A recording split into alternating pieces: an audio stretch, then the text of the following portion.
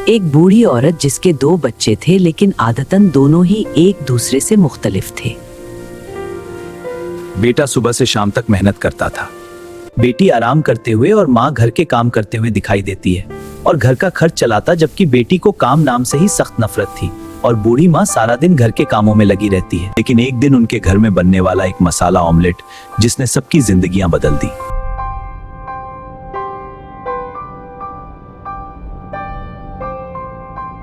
सुबह के वक्त जब सूरज की किरणें हर तरफ फैली, उसी गांव के एक कच्चे मकान में एक बूढ़ी औरत अपने 2 बच्चों के साथ रहती थी।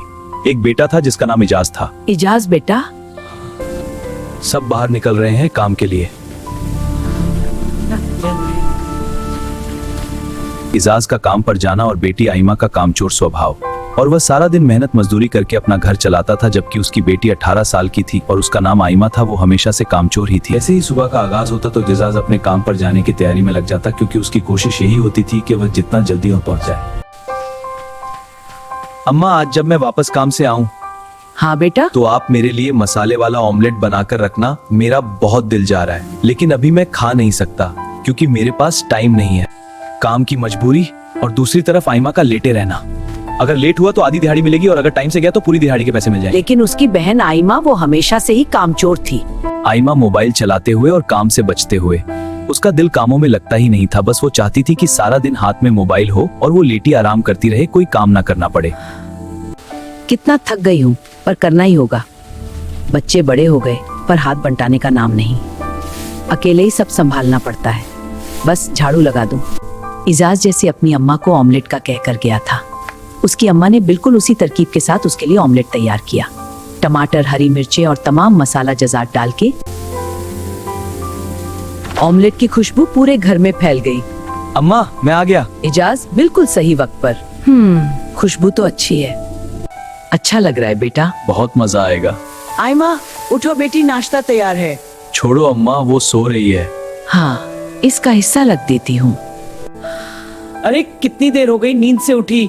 अम्मा ने नाश्ता रखा होगा। ये तो खाली है, कुछ भी नहीं है। अब भूख लगी है, क्या करूं? माँ ने आज का नाश्ता कहाँ रखा है?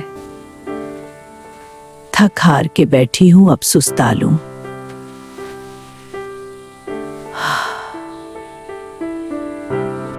आइमा बेटा, मेरे पास बैठो। अम्मी, मुझे बहुत भूख लगी है, जल्दी से मेरे लिए कुछ बना दे।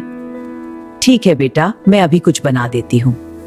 देखो बेटी, अब तुम छोटी नहीं हो, बड़ी हो गई हो। घर के कामकाज में मेरा हाथ बटाया करो। इसी तरह तुम कामों को सीखोगी, नहीं तो तुम्हारे लिए बड़े मसले पेश आएंगे। बस कर दो अम्मा, क्या हो गया है? आप तो मुझे लेक्चर ही देने लग गई हैं।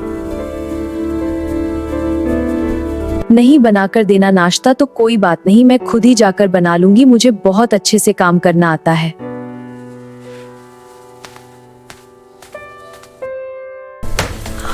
ये क्या? अंडा और तेल गिरा है। हाय रे, कोई मेरी सुनता है? आइमा का दुखी होकर अपनी गलती का एहसास करना, क्योंकि उसने कभी कोई काम किया ही नहीं था, इसलिए उसे कोई सलीका ही नहीं था। अब गुस्से के साथ वो अपने कमरे में वापस गई और जाकर सोचने लगी। अम्मा ठीक कह रही है, मुझे तो एक ऑमलेट बनाना नहीं आता, तो घर के काम में क्या खाक करूंगी। बेटा तुम? हाँ अम्मा, मुझे माफ कर दो, मैं बदल जाऊंगी। कोई बात नहीं बेटा, मुझे सिखाओगी ना सब कुछ? हाँ जरूर। देखो बेटा, तुम्हें भी घर के काम सीखने होंगे। ठीक है अम्मा, आज से मैं वादा करती हूँ कि मैं आप अच्छा बेटा। चलो अंदर। अम्मा, मैं सच में मदद करूंगी। शाबाश मेरी बच्ची। वाह, घर में खाने की खुशबू आ रही है, बहुत अच्छा लग रहा है। माँ ने बढ़िया मसाला ऑमलेट बनाया है, अब खाने का मन कर रहा है। लगता है आज कुछ मजे का बना है। अम्मा से पूछता हूँ।